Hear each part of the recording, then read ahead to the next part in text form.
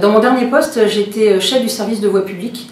J'étais déjà référent sur la thématique de la tranquillité publique et j'avais déjà noué pas mal de liens au sein du commissariat avec les différents partenaires sur le terrain. Je pense sincèrement que mettre les mêmes policiers dans un même quartier, ils vont être connus, reconnus, ça va instaurer un climat de confiance et favoriser les échanges.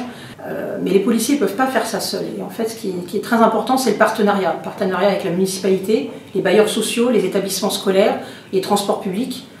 Et c'est comme ça qu'on arrivera certainement à enrayer les doléances des gens et à lutter contre les incivilités. Alors, dans le cadre de mes fonctions, je ne suis pas directement confrontée aux victimes, c'est pas moi qui les accueille, je ne suis pas en police secours. Néanmoins, quand je me trouve au contact d'une victime, j'ai spontanément de l'empathie pour elle. Dans mes premières années, j'ai occupé un poste en service judiciaire. Donc là, j'étais un peu plus confrontée aux victimes, évidemment. Et finalement, quand on identifie un auteur, quand on l'interpelle et quand on obtient une décision de justice avec une condamnation judiciaire, ça c'est une véritable satisfaction. Et je pense que c'est vraiment quelque chose qu'on apporte aux victimes. Il y a à peu près un peu plus de 2 ans et demi, j'étais de permanente sur le district lors de la soirée du 31 décembre. Et j'ai eu à gérer une intervention au cours de laquelle c'était en fait une soirée qui avait mal tourné.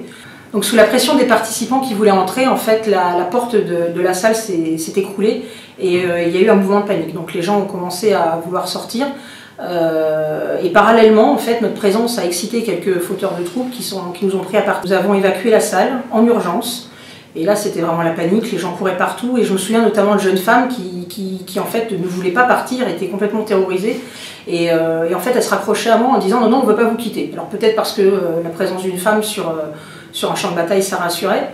On a même eu des blessés parmi des équipages qui étaient venus en renfort. Mais au final, je me suis dit que finalement, on avait fait le job. Ce qu'on avait fait, c'est qu'on avait protégé les victimes.